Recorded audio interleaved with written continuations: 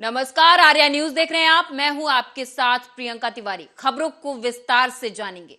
अटल बिहारी वाजपेयी की जयंती पर राहुल गांधी समाधि स्थल पर पहुंचे, जहां पर उन्होंने श्रद्धांजलि दी। लेकिन ये बात शायद बीजेपी को पसंद नहीं आई, क्योंकि बीजेपी प्रवक्ता शहजाद पूनावाला ने कांग्रेस नेता राहुल गांधी को घेरा। आपको सुनाएंगे इस दौरान शहजाद पूनावाला ने क्या कुछ कहा। अभी अभी पता चला है कि गौरव पांधी ने अटल बिहारी वाजपेयी जी पर किए हुए ट्वीट डिलीट किए हैं। केवल ट्वीट डिलीट करने से ये बात समाप्त नहीं होगी। यदि कांग्रेस पार्टी सच में वाजपेयी जी का सम्मान करती है, जैसे कि राहुल गांधी ने आज दिखावा किया है समाधि पर जाकर, तो कांग्रेस पार्टी को कार्रवाई सुनिश्चित करानी होगी और स्पष्ट तरीके से अपनी भूमिका रखनी होगी कि हम माफी मांगते हैं और गौरव पांधी के जो विचार है वो कांग्रेस पार्टी के विचार नहीं है। अन्यथा ऐसा समझा जाएगा और लाजमी है समझना कि शब्द पांधी के सोच राहुल गांधी की, क्योंकि ये संयोग नहीं है, ये पुराना प्रयोग और उद्योग बन चुका है। सावरकर जी का अपमान, अंबेडकर जी का अपमान, पटेल साहब का अपमान और अब अटल बिहारी वाजपेयी जी का अपमान। जो भी परिवार से नहीं होता है उनके अपमान में उनके लिए आपत्तिजनक शब्द और टिप्पणी करना, ये कांग्रेस के प्रथम परिवार का चरित्र बन चुका है। अभी अभी हमने देखा पवन खेड़ा ने भी मोहम्मद अली जिन्ना के प्रति अपने बहुत सारे विचार व्यक्त किए हैं। एक तरफ जिन्ना से प्यार और सावरकर, अंबेडकर, पटेल साहब, वाजपेयी जी, इनसे इनकार, इनसे तकरार, भारत के जो आदर्श है उनसे इतना वार, तो ये दिखाता है कांग्रेस का असली चाल चरित्र चेहरा। कांग्रेस को सार्वजनिक रूप से माफी मांगनी चाहिए और गौरव पांधी को बर्खास्त करना चाहिए। हरियाणा के यमुनानगर जिले के सभी कानूनगो और पटवारी जिला सचिवालय पर 3 दिन के धरने पर बैठे। जानकारी देते हुए जिला प्रधान रामफल गुर्जर ने बताया कि प्रदेश कार्यकारिणी के दिशा निर्देश के अनुसार जिले के सभी कानूनगो और पटवारी जिला सचिवालय पर इकट्ठा होकर 3 दिन के धरने पर बैठे हैं। पटवारियों को पे ग्रेड बढ़ा कर दे, तो जितने भी हमारे काम होते हैं जो कि पृष्ठभूमि के कार्य हैं, जैसे कि मेरी फसल मेरा ब्यौरा, या किसानों को खराबा मुआवजी राशि का वितरण, या कहीं पर भी कोई लैंड एक्विजिशन होता है उसके लिए मुआवजा देना, या अन्य सभी कार्य जैसे रिहायशी प्रमाण पत्र जारी करना, या किसी की जाति का सर्टिफिकेट बनाना, जन्म प्रमाण पत्र की फाइलें चलाना, और उससे अलग भी जितने भी धरातल के कार्य हैं सभी पटवारियों के द्वारा किए जाते हैं।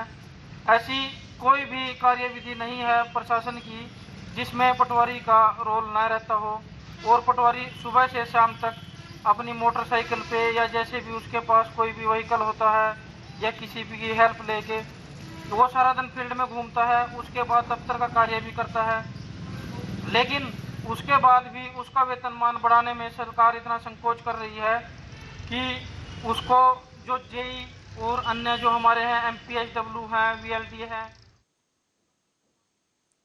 भोपाल से बीजेपी सांसद प्रज्ञा सिंह ठाकुर ने हिंदू समुदाय से अपने घरों में हथियार रखने के लिए कहा। उन्होंने कहा कि हिंदुओं को उन पर और उनकी गरिमा पर हमला करने वालों को जवाब देने का अधिकार है। ये विवादित बयान उन्होंने रविवार को कर्नाटक में दिया है। लव जिहाद करने वालों को लव जिहाद जैसा उत्तर दो। अपनी लड़कियों को सुरक्षित रखो, अपनी लड़कियों को संस्कारित करो, अपने घर में हथियार रखो। कुछ नहीं तो सब्जी काटने वाला चाकू जरा तेज रखो। जब हमारा सब्जी अच्छे से कटेगी तो निश्चित रूप से दुश्मनों के मुंह भी और सिर भी अच्छे से। बिजनौर से खबर है, जहां पर कोविड के नए वेरिएंट ओमिक्रॉन BF7 को लेकर केंद्र सरकार और प्रदेश सरकार के द्वारा नई गाइडलाइन का पालन करने के लिए अधिकारियों को दिशा निर्देश दिए गए हैं। तो वहीं स्वास्थ्य विभाग के द्वारा कोविड के नए वेरिएंट को लेकर सभी तैयारियां जिला अस्पताल में पूरी कर ली गई हैं। कोविड को लेकर बिजनौर जिला अस्पताल में 102 बेड का अस्पताल स्वास्थ्य विभाग तैयार कर चुका है। हमारा अस्पताल कोरोना की संभावित चौथी लहर के लिए पूरी तरीके से तैयार है। 102 बेड जिन पर ऑक्सीजन सप्लाई हमारी है, जिसमें 12 बेड हमारे आईसीयू के हैं, 17 वेंटिलेटर हमारे पास है, 11 HFNC मशीन है जो हाई फ्लो ऑक्सीजन देती हैं, वो हमारे पास है, 4 बाईपैप मशीन हमारे पास है और अभी मानव संपदा हमारी पूरी है। उनके ड्यूटी रोस्टर बना दिए गए हैं। अलग अलग जगह के सारे अलग अलग विभाग के जो हैं हमारे नोडल अधिकारी नामित कर दिए गए हैं। तो हमारी तैयारी पूरी है। बस जनता से अपील यही है कि भीड़ वाली जगह पे कम से कम जाएं, मास्क और 2 गज की दूरी का पालन करें, क्योंकि बचाव ही सबसे बढ़िया इलाज होता है।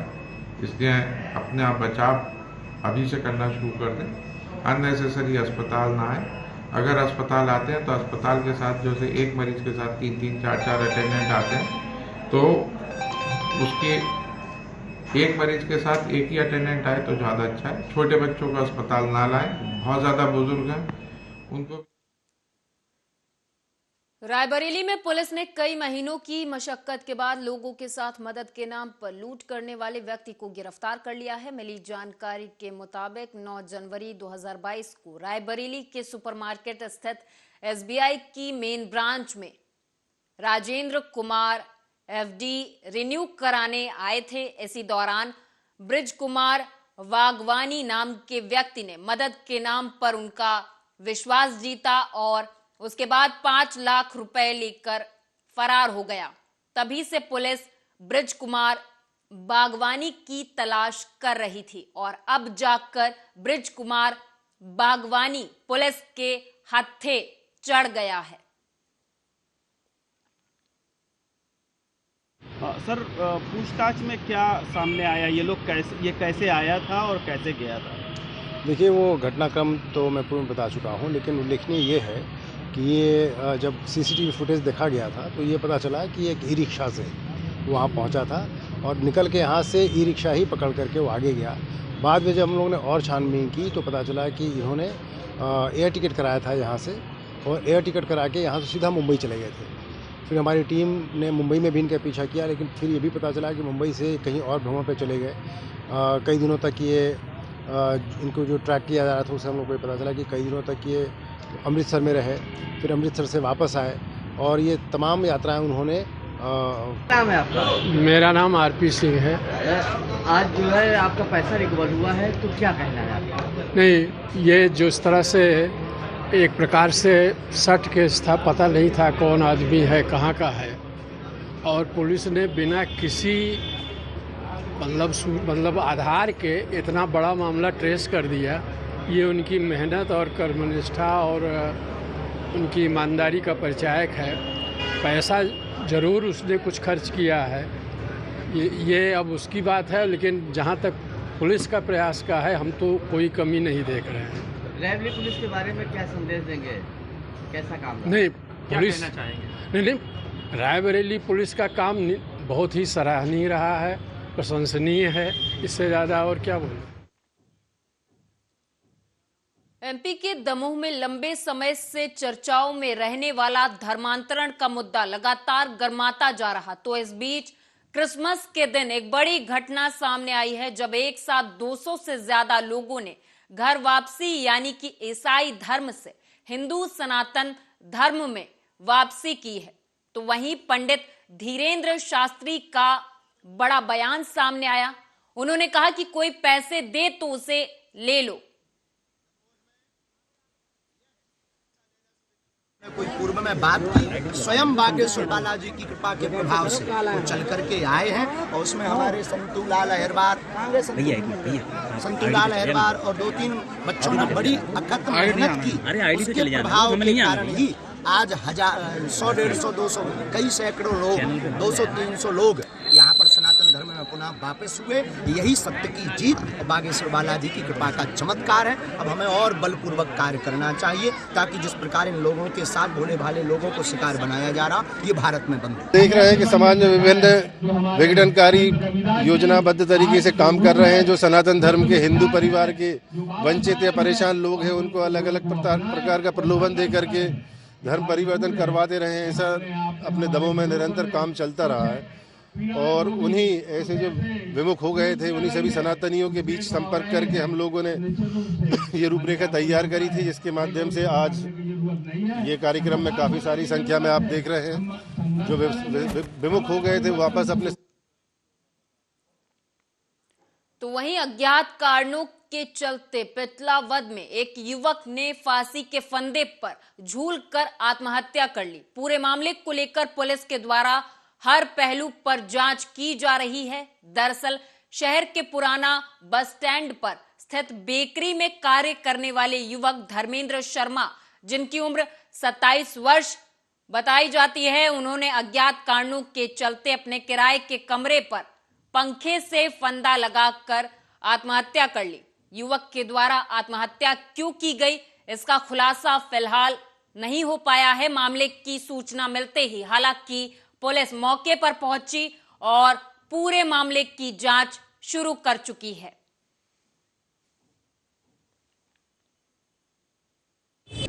हाँ भाई साहब, अभी सूचना मिली थी थोड़ी देर पहले कि धर्मेंद्र नाम का लड़का है, वो घर में फांसी लगा के लटका हुआ है।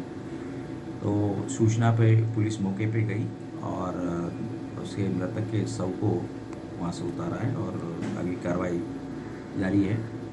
सर, क्या कुछ कारण सामने आए?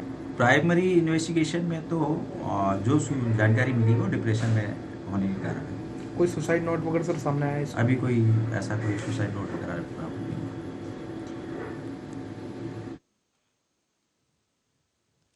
एमपी की आर्थिक राजधानी इंदौर अपनी स्वच्छता के साथ ही एजुकेशन के लिए भी जाना जाता है। इंदौर में आज हजारों की संख्या में कोचिंग संस्थाएं मौजूद हैं, जहां पर दूर दूर से छात्र पढ़ाई करने के लिए आते हैं। बता दें कि इंदौर शहर में लाखों की संख्या में गांव कस्बों से आए छात्र रहकर पढ़ाई करते हैं।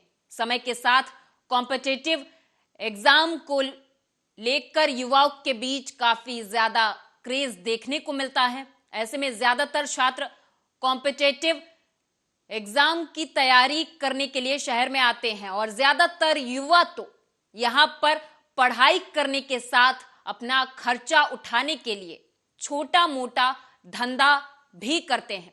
हाल ही में एक छात्र का वीडियो काफी ज्यादा पॉपुलर हुआ है, जिसमें यह छात्र दिन में तो पढ़ाई करता है और रात के समय अपनी साइकिल से चाय बेचकर अपना गुजारा करता है।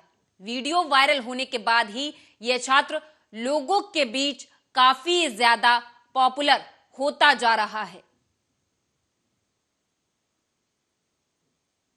आपको बता देता हूँ कि मैंने इंजीनियरिंग करी। इंजीनियरिंग के बाद अभी MBA लास्ट टाइम बाकी है। इसके साथ साथ मैं अभी तैयारी चल रही गवर्नमेंट, पर मैंने सोचा कि अगर अपनी चीज़ इसके बाद भी अपने पास कोई ऑप्शन नहीं रहता है तो अपन क्या करेंगे। उसके लिए मैंने बहुत दिनों से, मतलब पहले भी मैं इसके साथ साथ ना बिजनेस में काम करता रहता था कि यार कुछ करना, यूनिक करना है, तो क्यों ना अपन कुछ यूनिक करें।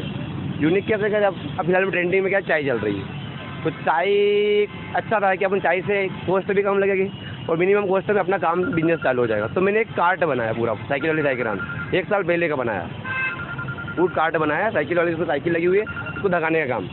पर वो क्या बड़ा हो गया, थोड़ा सा हेवी हो गया था, तो उसको धकाने ले जाने और नगर निगम की, मैंने अपने इंदौर में नगर निगम की प्रॉब्लम, तो उसको मैं चला नहीं पा रहा था। तो फिर मैंने कहा कि आप अब इसको कैसे करेंगे, तो उसको मैंने एक जगह परमानेंट स्थिर डेंट लिया, उसको वहाँ लगा दिया और छोटी साइकिल बनाई कि अपना कॉन्सेप्ट था कि लोगों तक जहाँ तक चाय पिलाना, अपने जो टेस्ट लोगों को जहाँ जाकर मतलब पिलाने की बात था। तो ये चीज़ अपन ने करी साइकिल से, कि लोगों को पसंद बहुत आ रहा, मतलब कुछ यूनिक लग रहा। लोग हर लोग पसंद कर रहे, एक बार जरूर ट्राई करते चाय कि भाई आपके चाय पिलाओ। चाय की क्या विशेषता है? चाय में तुम क्वालिटी दे रहे हैं अपन, मतलब एक बार व्यक्ति चाय पिएगा तो पिएगा ही 5 रुपये में। भैया का कॉन्सेप्ट अच्छा है कि भैया जगह जगह आके दे रहे हैं और मतलब टेस्ट भी अच्छा है उसका। ऐसा चाय की कीमत 5 रुपये है, अन्य जगह जो है 7 से 10 रुपये चाय मिलती है, लेकिन यहाँ हमारे सब 5 रुपये चाय मिलती है। चाय एक नंबर। कांग्रेस के वरिष्ठ नेता दिग्विजय सिंह ने अपने ट्विटर हैंडल पर राहुल गांधी की भारत जोड़ो यात्रा के कुछ वीडियो ट्वीट किए हैं, जिसमें राहुल गांधी ने बीजेपी को जमकर कोसा है। आपको सुनाएंगे। और फिर जो भी आपका पैसा है, किसानों का, मजदूरों का, आपके एयरपोर्ट, आपके पोर्ट, आपकी सड़कें,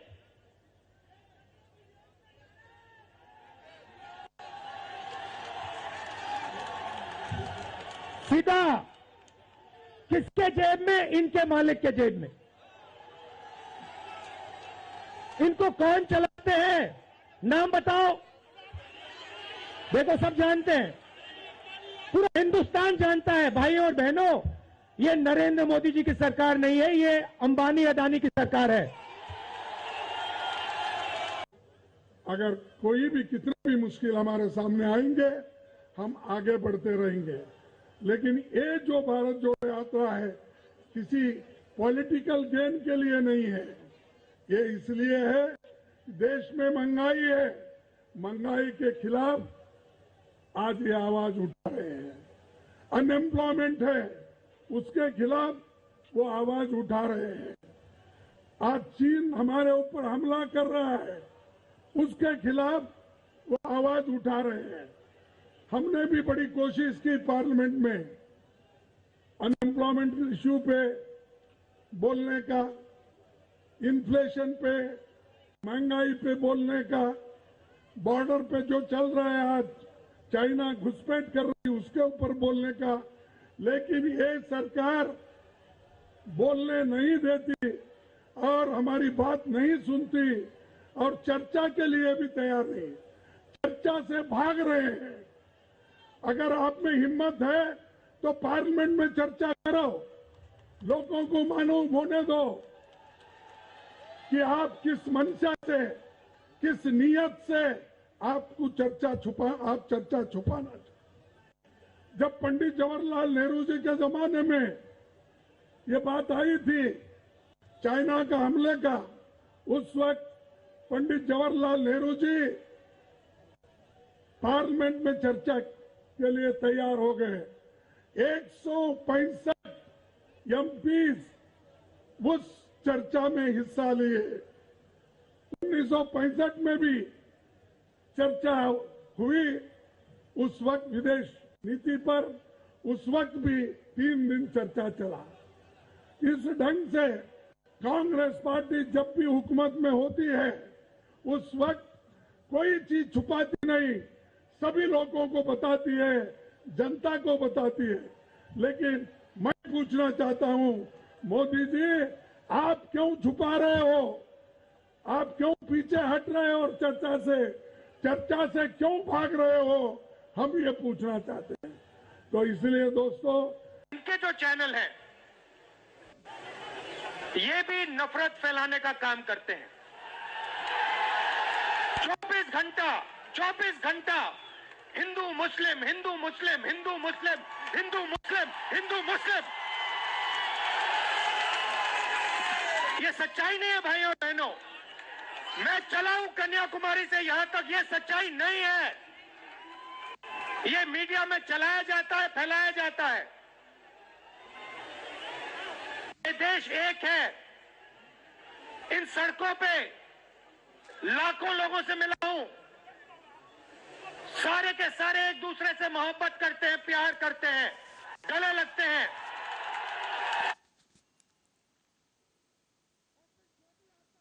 सोहना नगर परिषद में बीजेपी की नवनिर्वाचित चेयरपर्सन अंजू देवी को हाईकोर्ट ने बड़ी राहत देते हुए चुनाव आयोग के फैसले पर स्टे दे दिया है। चुनाव आयोग ने अंजू बाला की 8वीं की मार्कशीट को फर्जी बताकर उसे डिस्क्वालीफाई कर दिया था, जिसको लेकर अंजू बाला ने एक रिट हाईकोर्ट में दायर की थी, जिसको संज्ञान में लेते हुए हाईकोर्ट ने इस मामले पर पूरी तरह से स्टे लगा दिया है।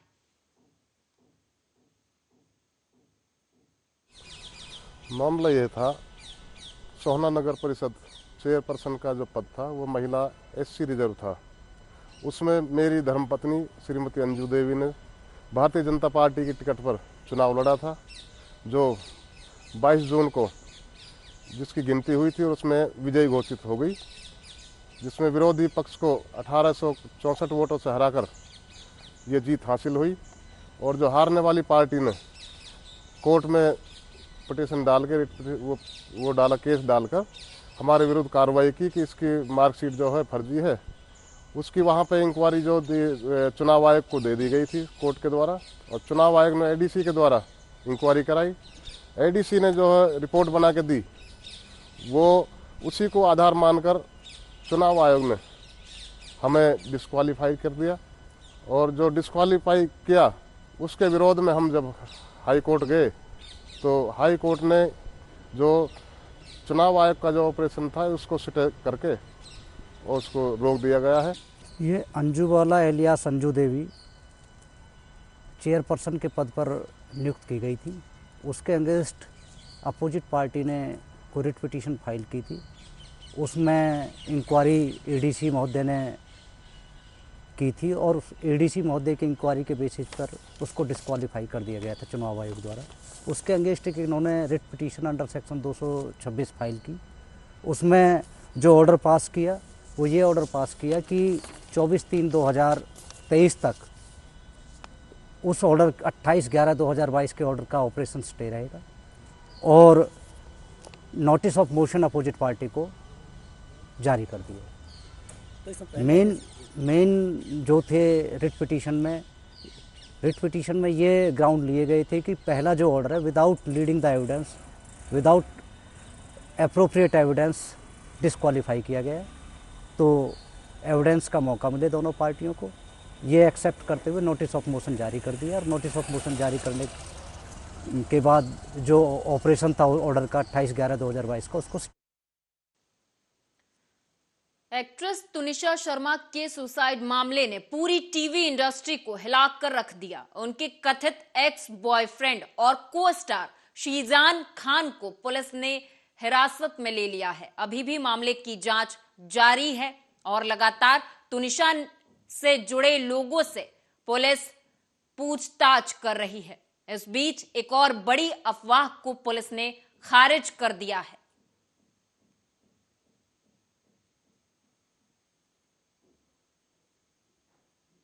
तो आप सब मीडिया वालों को ये बताना चाहती हूँ कि शीजान ने तुनिशा को धोखा दिया, उसके साथ पहले रिलेशनशिप बनाया, शादी का वादा करके फिर उसने तुनिशा से ब्रेकअप किया और उसका पहले किसी लड़की के साथ इन्वॉल्वमेंट थी। उसके बावजूद भी तुनिशा को उसने इन्वॉल्व रखा अपने साथ, 3-4 महीने उसको यूज किया। बस मैं इतना कहना चाह रही हूँ कि इसको सजा मिलनी चाहिए, शीजान को नहीं छोड़ना। मेरा बच्चा गया है बस, बाकी मीडिया बहुत कोऑपरेट कर रही है। मैं तहे दिल से शुक्रिया करती हूँ।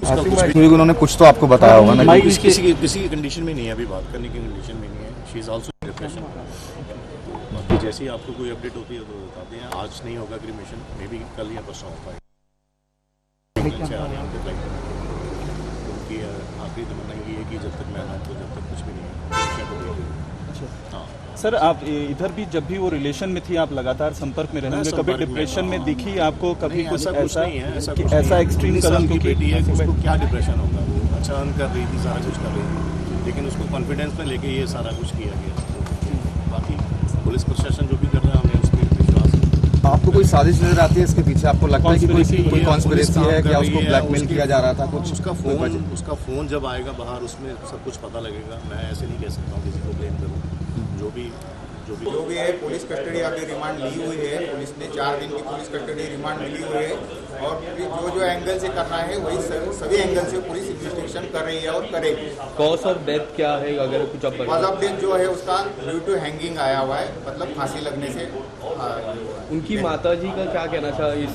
माताजी का वही कहना है कि ब्रेकअप उसका हुआ था, उसकी वजह से वो उसने फांसी लगवा के ली। कई हद तक प्रेगनेंसी की खबर आ रही है। अगर आपको नहीं, मेडिकल जो उसका कल पोस्टमार्टम हुआ उसमें भी कुछ ब्रेकअप का कुछ वजह बताया, लव जिहाद को लेके कुछ ऐसा इस तरह का एंगल? और कॉज ऑफ डेथ क्योंकि वहाँ पे कुछ रस्सी नहीं थी कुछ, अगर आप उसके हाथ में जो बैंडेज था उसमें लगा के। इसके अलावा और कोई बॉडी पे निशान? नहीं, बॉडी पे निशान कुछ नहीं। अब तक आरोपी ने कुछ बताया कि किस तरह से बयान दे रहे, कुछ बयान पे चेंजेस ऐसा कुछ नहीं, चालू है, इन्वेस्टिगेशन चालू है, जो भी। इस बुलेटिन में मेरे साथ बस इतना ही। आप देखते रहें आर्या न्यूज।